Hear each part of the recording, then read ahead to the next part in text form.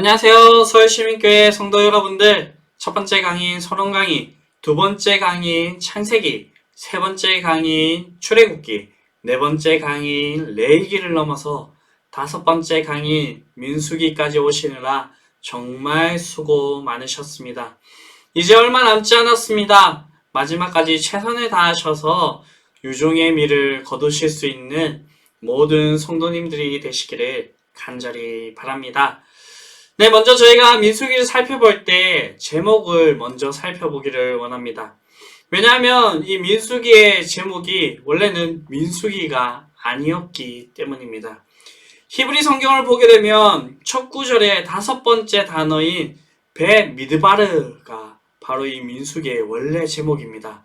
그 뜻은 광야에서라고 하는 뜻을 가지고 있습니다. 그러나 후대에 이 히브리 성경을 번역한 70인역에서 이 성경 안에 두 차례의 인구조사를 다루고 있는 점과 여러 가지 통계 수치들이 나오고 있는 이 사실에 초점을 맞추었고, 그래서 숫자들이라고 하는 이 이름으로 명명하였습니다. 그 후대에 이 70인역을 번역하게 된 벌게이시나 영어 성경, 개역 성경은 이 70인역에 근간을 두고 민수기라 명명하였던 것입니다. 정리를 해보면 히브리 성경에서의 원래 이름은 광야에서지만 후대 성경인 70인역에서 그리고 라틴어 성경, 영어 성경, 개역 성경에서 이렇게 계속해서 이어져서 숫자들이라고 하는 이 이름이 오늘날에 정착이 된 것입니다. 그렇다면 저희가 이 민수기라고 부르는 것이 잘못된 것이겠네요 라고 생각을 해볼 수가 있지만 꼭 그런 것은 아닙니다. 광야의 역사를 다루고 있지만 책에서 언급되는 수치들은 하나님의 언약의 관점에서나 민수기의 메시지의 측면에서나 매우 중요한 위치를 차지하고 있기 때문에 저희는 굳이 이 이름을 변경하지 않고 민수기라 사용하는 것이 좋아 보입니다. 네, 이 민수기의 이름의 이 유래에 대해서 먼저 저희가 살펴보았고요. 다음으로 저희는 이 민수기의 역사적인 배경을 살펴보기를 원합니다. 민수기는 이스라엘 백성이 출애굽 2년 2월 20일에 시내산에서 출발하여서 38년간의 광야 생활을 마치고 요단 동편 모압 평지에 이르기까지의 여정을 기록하고 있는 책입니다. 민수기는 이 여정의 막바지에 기록된 것으로 보입니다. 모세는 지난 광야 생활을 회상하면서 모압 평지에서 민수기를 기록했습니다.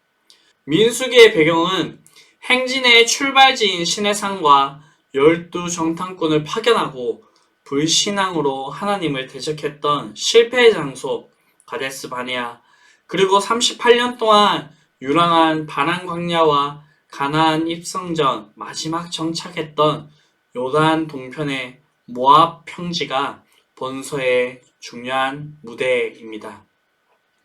네, 지금 나오고 있는 이 지도를 잘 기억하시면 저희가 민수기의 내용을 이해하는데 더욱더 유익할 것이라 생각이 됩니다.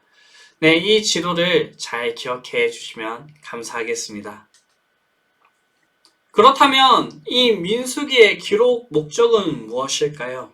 네, 저희가 세 가지로 볼 수가 있겠습니다. 첫 번째는 이스라엘의 광야 역사를 기록하기 위해서입니다. 민수기는 출애굽한 이스라엘 백성이 38년 동안 광야에서 방랑하다가 요단 동편의 모압 평지에 당도하는 그 과정을 그리고 있습니다. 이 38년 동안의 여정 가운데 어떠한 일이 있었는지를 후대에 알리기를 원한다라는 것입니다. 창세기로부터 신명기에 이르기까지 하나님의 구원의 역사는 이스라엘 역사와 맥을 같이 했습니다. 하나님은 역사를 초월하여서 일하실 수도 있지만 그렇지 않으시고 그분의 경륜 가운데서 역사를 주관하셨습니다. 따라서 이스라엘의 역사는 하나님의 발자취입니다. 그렇게 하나님의 발자취 속에 담긴 하나님의 속성과 뜻과 일하심이 여기에 나타나는 것입니다. 그렇기 때문에 하나님께서는 모세에게 광야에서 역사를 기록하게 하셨습니다. 이 민수기는 이것을 넘어서 창세기에서부터 시작된 하나님의 나라와 세상 나라의 전쟁이 이제 본격적으로 시작되는 것을 보여주고 있으며, 동시에 이스라엘이 출애굽에서 맺었던 그 언약에 대해서 하나님께서 얼마나 신실히 수행해 나가고 있는지를 보여주는 것입니다. 두 번째는 이스라엘의 정체성을 바르게 이해시키기 위해서입니다. 민수기 1차 독자는 누구일까요? 네, 바로 가나안 땅에서 살고 있는 이스라엘 백성들입니다. 민수기는 하나님의 백성으로서의 이스라엘의 정체성을 알려줍니다. 그들은 하나님의 백성으로 군대로서의 부름을 받았습니다. 그래서 하나님께서 그 신의 산에서 이들을 어떻게 살아가야 될지 알려주셨고, 하나님께서 이 진을 움직일 때 어떠한 방법으로 움직이는지를 알려주셨으며, 그리고 이 진이 멈춰있을 때에 어떠한 모습으로 이 진을 구성해야 되는지 그것을 알려주고 있습니다. 이전에 노예였던 이스라엘이 시내산 언약 이후에 하나님의 군대로 변모하는 그 모습을 보여주는 것입니다. 그들은 전쟁에서 이기고 가나안 땅을 정복하여 하나님의 나라를 건설했다라는 것을 알려주고자 하는 것입니다. 동시에 그들은 하나님의 제사장 나라였습니다. 그렇게 민수기에는 성막을 이스라엘의 중심에 두고 있고요. 레인에 관한 그 기사를 강조하여서 정결에 관한 그런 규례들을 엄격하게 다루고 있습니다. 세 번째로는 이스라엘 후대의 믿음을 위해서입니다. 모든 성경이 그렇지만 민수기도 하나님을 믿는 믿음을 요구합니다.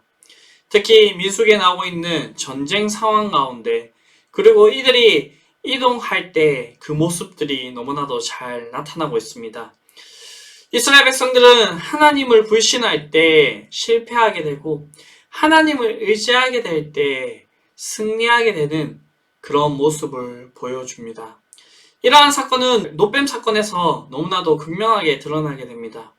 놋뱀 사건에서 불순종과 순종의 결과가 어떻게 되는지 아주 극명하게 대조하여서 보여주고 있습니다. 이스라엘 백성들의 실패는 하나님에 대한 불순종으로 인하여서 오는 것이고, 이스라엘 백성들의 성공과 승리는 하나님을 신뢰할 때 나타나는 것을 보여주는 것입니다. 그렇기 때문에 이 민수기를 통하여서 이 이스라엘 후대에 있는 이 이스라엘 백성들이 어떻게 살아야 되는지에 대해서 이야기해 주는 것이라 그렇게 볼 수가 있습니다. 다음으로는 저희가 이 민수기의 구조를 먼저 살펴보고 들어가기를 원합니다. 민수기는 학자들 간에 아직까지 여러 가지 의견이 분분하지만 크게 세 큰 덩어리로 보는 그런 의견이 지배적입니다. 첫 번째 덩어리는 1장 1절에서 10장 10절입니다. 이것은 신의 산에서의 그 배경을 가지고 있고, 하나님의 군대의 출정 준비를 나타내는 그러한 내용을 담고 있습니다. 네, 두 번째 큰 덩어리는 10장 11절에서 20장 13절에 이르게 되는 그 내용이고, 가데스 바네아와 그 주변 지역에 있었던 그 일들을 담고 있습니다. 네, 이 두 번째 큰 덩어리에서 하나님을 반역하게 되고, 이 이스라엘 백성들이 왜 38년 동안 이 광야를 떠돌아야 했는지 그 이유를 보여줍니다. 그 다음으로 세 번째 큰 덩어리 20장 14절에서 36장 13절은 하나님의 용서가 담겨져 있고, 가데스 바네아에서 모압 평지까지 이르게 되는 그 내용을 담고 있습니다. 그렇기 때문에 저희는 이 민수기를 시내산에서, 광야에서, 모압 평지에서 이렇게 세 가지의 큰 덩어리로 볼 수가 있습니다. 좀 특이하게 보는 경우들도 있습니다. 두 개의 아주 큰 덩어리로 바라보는 시각인데, 이것도 어느 정도 일리가 있어서 제가 설명을 잠시 드리도록 하겠습니다. 그것은 바로 구세대와 세세대로 구분해서 보는 것입니다. 네, 1장부터 25장까지 이르게 되는 내용이고요. 애굽을 탈출한 첫 세대의 이야기, 불순종과 저주의 이야기. 네, 두 번째 큰 덩어리는 26장부터 36장까지 이르게 되는 광야에서 성장한 2세대의 이야기, 순종과 축복의 이야기로 볼 수가 있습니다. 네, 이 두 가지 의견을 아주 믹스해서 보게 된다면 이 민수기를 더욱더 풍부하게 볼 수 있을 것 같아서 제가 이렇게 설명을 드렸습니다. 네, 그 모든 내용들을 함께 살펴보면 좋겠지만 저에게 주어진 시간이 한정되어 있기 때문에 저희가 이 민수기의 핵심적으로 나오는 신학적인 요소들을 짚고 넘어갔으면 좋겠습니다. 첫 번째는 민수기의 이 제목에서도 잘 드러나 있듯이 인구에 관한 내용입니다. 네, 구약에서 이 인구를 조사하는 것은 아주 중요한 일이고 하나님께 달려져 있는 그 일로 나오고 있습니다. 그래서 다윗이 자기의 마음대로 인구 조사를 했다가 하나님께 진노를 사게 된 그러한 사건도 구약에 나오고 있습니다. 이것과는 달리 민수기에 나오는 두 차례의 인구조사는 하나님이 주도하신 인구조사입니다.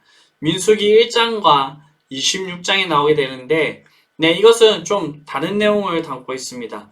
출애굽한 이스라엘 그 1세대들이 나오는 것이 민수기 1장이고 그리고 가나안 땅에 들어가게 될 출애굽 2세대를 다루고 있는 것이 26장에 나오는 인구조사입니다. 우선 하나님은 이스라엘의 인구를 계수하심으로써 하나님이 없는 중에서 얼마나 있게 하셨는지를 보여줍니다. 창세기를 보게 되면 하나님께서 아브라함에게 약속해 주셨습니다. 너의 씨를 통해서 큰 민족을 이루어 주실 것이라 라고 이렇게 말씀을 하셨는데 하나님은 이스라엘 백성의 인구를 계수하심으로써 얼마나 그 약속을 신실하게 이행하셨는지를 보여주고 있습니다. 네, 이것과는 달리 좀 더 실제적인 측면도 이 인구조사 안에 담겨져 있습니다. 하나님은 이스라엘을 여호와의 군대로 재편성하셨습니다. 원래 이 이스라엘 백성들은 노예였고 오압지졸이었으나 이제 본격적인 언약을 성취하기 위하여서 하나님께서 아주 정비하고 있는 그러한 모습을 보여주는 것입니다. 인구조사 결과에 대해서 여러 가지 이견들이 존재하지만 70인으로서 큰 민족을 이루셨다는 하나님의 역사를 담고 있는 것과 그리고 하나님께서 새 시대를 열어가기 위하여서 이들을 정비하신다라고 하는 그 내용은 부정할 수가 없을 것입니다. 네, 두 번째로는 저희가 이 민수기 안에 담겨져 있는 하나님의 공의를 이야기해 볼 수 있습니다. 네, 이 이스라엘 백성들 가운데 하나님께서 함께 하셨습니다. 그것이 이 민수기 안에 나오고 있는 진의 형태와 이들이 광야를 걸어가는 그 행진의 모습에서 그것이 드러납니다. 하나님의 임재는 이스라엘에게 더 없는 큰 축복이었지만 동시에 위기이기도 했습니다. 하나님은 공의의 하나님이시기 때문에 민수기 안에서 이 이스라엘 백성들이 잘못할 때에 하나님께서 그들을 심판하시는 그러한 모습들을 볼 수가 있습니다. 심지어 모세조차도 하나님을 온전히 신뢰하지 못한 결과로서 가나안 땅에 들어가지 못하는 벌을 받게 되는 것을 저희가 살펴볼 수가 있습니다. 특히 이 민수기의 내용 가운데 이스라엘 백성들이 가나안 족속을 두려워하는 것, 그것은 하나님을 멸시하는 큰 죄악임을 보여주고 있습니다. 그렇기 때문에 이들이 이러한 사건을 통하여서 38년 동안 이 광야를 떠돌게 되며 결국 하나님께서 말씀하신 대로 이 이스라엘 1세대들은 전부 다 그 광야에서 흙으로 돌아가게 되었습니다. 이것은 하나님의 공의로 인하여서 드러난 그 그 모든 장면들입니다. 하나님은 죄를 관가하지 않으시며 반드시 심판하시는 그런 하나님이심을 보여주는 것입니다. 그 내용이 민수기 안에 잘 담겨져 있습니다.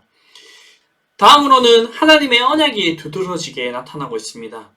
민수기의 내용에서 중요한 것은 이스라엘은 하나님께서 약속하신 땅을 향해 나아가는 그러한 존재라는 것입니다. 하나님은 언약하셨고 하나님의 언약은 마침내 이루어질 것이기 때문에 이스라엘은 그 언약에 충실해야 된다는 것입니다. 그렇기 때문에 이 언약을 소명이라고 부를 수가 있겠습니다. 그러나 이스라엘은 임무에서 계속해서 실패하게 됩니다. 하지만 그들은 지지 않습니다. 왜일까요? 이것은 하나님의 언약의 특성 때문입니다. 여러분들 혹시 하나님께서 아브라함과 언약을 맺어주시는 그 장면을 기억해내실 수 있겠습니까? 네, 맞습니다. 아브라함이 짐승을 두 쪽으로 이렇게 갈라놓고 그 사이를 하나님께서 지나가시는 그 장면을 저희가 기억할 수 있습니다. 보통 이것은 히타이트 종주권 언약이라고 하는 것인데요. 이 언약을 맺을 때에는 강한 자가 지나가는 것이 아니고 강한 자에게 굴복하게 된 약한 자가 그 사이로 지나가게 되는 것입니다. 왜냐하면 이것은 언약을 맺는 동시에 한 가지 협박이기도 하기 때문입니다. 만약에 너가 나에 대한 언약을 지키지 않는다면 너를 저 짐승과 같이 두 쪽으로 쪼개어 버릴 것이라 라고 하는 의미를 담고 있는 것입니다.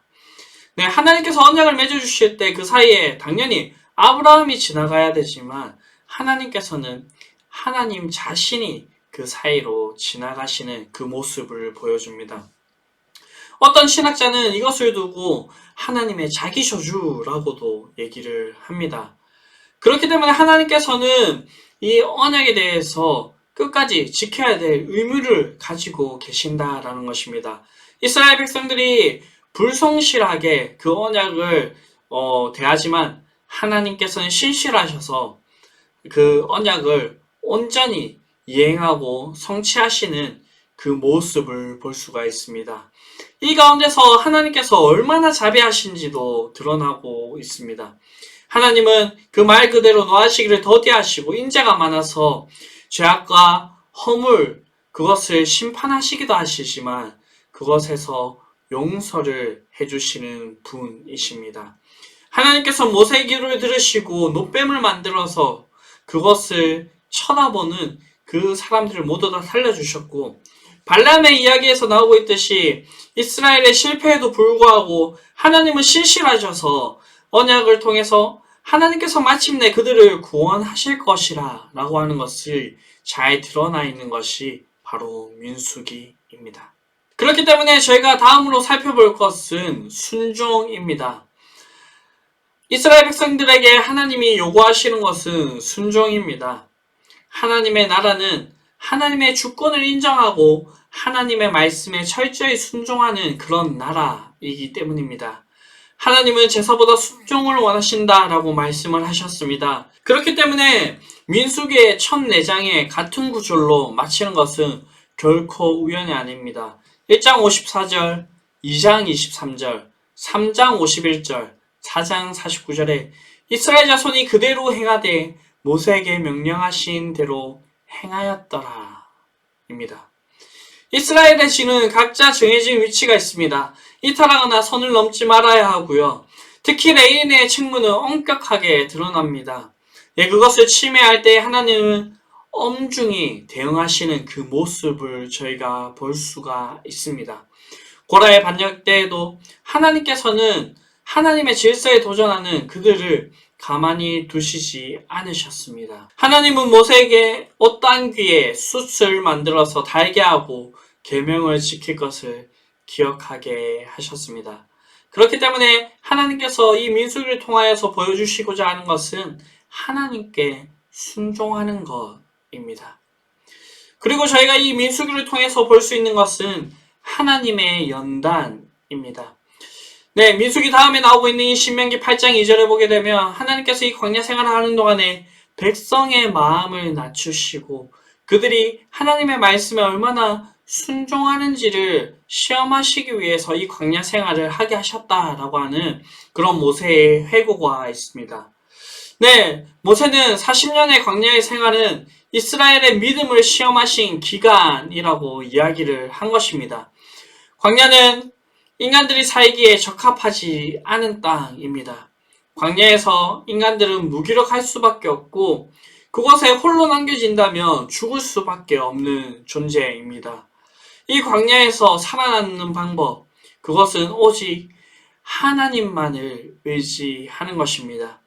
그래서 광야는 하나님의 시험의 장소입니다. 시험은 훈련을 목적으로 하고 있고요. 하나님께서는 아브라함과 이삭과 야곱을 연단하신 것과 같이 이스라엘 백성들을 광야에서 연단하셨습니다. 광야는 믿음으로 하나님을 의지할 때 그 능력으로 생존하게 되는 것을 적극적으로 경험하는 자리라는 것입니다. 동시에 그들은 때때로 불평함으로써 그들의 믿음의 없음을 드러내었고 하나님은 어김없이 그들에게 진노하셨습니다. 하나님은 극한의 현장에서 그들의 마음 깊은 곳에 불순한 동기와 그렇다는 행동들, 태도들을 적나라하게 드러내시면서 그들의 잘못을 제거하십니다. 이제 그들 가운데 있는 불신앙의 요소는 제거되고 야곱이 이스라엘이 된 것처럼 순전한 믿음으로 거듭나게 되었다는 것입니다. 갈렙과 여호수아만이 살아남은 것은 하나님이 이스라엘 가운데 남기시고자 한 것의 믿음이었다는 사실을 보여줍니다. 하나님은 그러한 자들에게 그의 나라를 상속하셨습니다. 네, 이처럼 민수기는 하나님께서 이 백성들이 어떠한 백성이고 어떻게 살아야 되고 그리고 어떠한 태도를 원하시는지를 잘 나타내고 있다라고 말할 수가 있습니다. 그러면 이 민수기를 오늘날 신약의 시대, 신약의 연장 시대를 살아가는 우리들에게 어떻게 적용을 해볼 수가 있겠습니까? 네, 첫 번째는 교회는 하나님의 백성이자 하나님의 군대라는 것입니다. 네, 그렇습니다. 하나님께서는 이스라엘 백성을 자기의 백성으로 삼으시고 그들을 연단하셔서 하나님의 군대로 삼으셨습니다. 네, 오늘날 살아가는 저희 역시 하나님께서는 예수 그리스도를 통하여서 하나님의 백성으로 저희를 삼아주셨고 그리스도의 군사로서 저희를 이 세상 가운데 살아가게 하십니다. 우리가 싸워야 될 것은 무엇입니까? 죄와 하나님을 향한 그 불순종입니다. 그리고 이 세상을 예수 그리스도께서 정복하신 것처럼 우리가 정복하면서 나아가야 된다는 것입니다.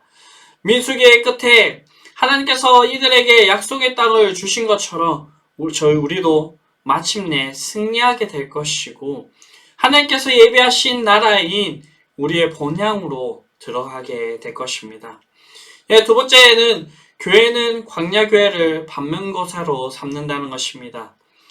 민수기를 저희는 광야교회라고 부를 수가 있을 것입니다. 신약의 교회도 마치 광야를 향하는 것 같습니다. 우리도 구속을 받았지만 앞으로 완성될 그 구속을 향하여서 이 험난한 이 세상을 살아가야 됩니다. 이 여정 가운데서 우리가 해야 될 것은 무엇입니까? 이미 승리하신 그 예수님을 우리가 바라보면서 나아가야 되는 것입니다. 네, 저희가 이 예수님을 바라보면서 나아갈 때 승리하겠지만 이 예수님을 떠나 있을 때 우리는 이 민수기의 백성들이 실패하였던 것처럼 실패할 수밖에 없는 존재라는 것입니다. 네, 이제 이 민수기의 결론을 한번 살펴보도록 하겠습니다. 이 민수기는 두 가지가 대립하게 됩니다. 하나님의 신실하심과 이스라엘 백성들의 불순종입니다. 네, 그러나 결국 승리한 것은 하나님이셨습니다. 하나님께서는 이 광야 같은 세상에서도 우리를 신실하게 인도하실 것입니다. 우리가 할 것은 하나님께 순종하며 하나님께 모든 것을 맡겨드리면서 이 인생길을 걸어가는 것입니다. 네, 이러한 사실을 이 민수기를 통하여서 깨닫기를 원하고 우리 모든 서울시민교회 성도님들이 이렇게 하나님을 의지하고 하나님의 말씀에 순종하면서 살아가실 수 있게 되기를 간절히 바랍니다.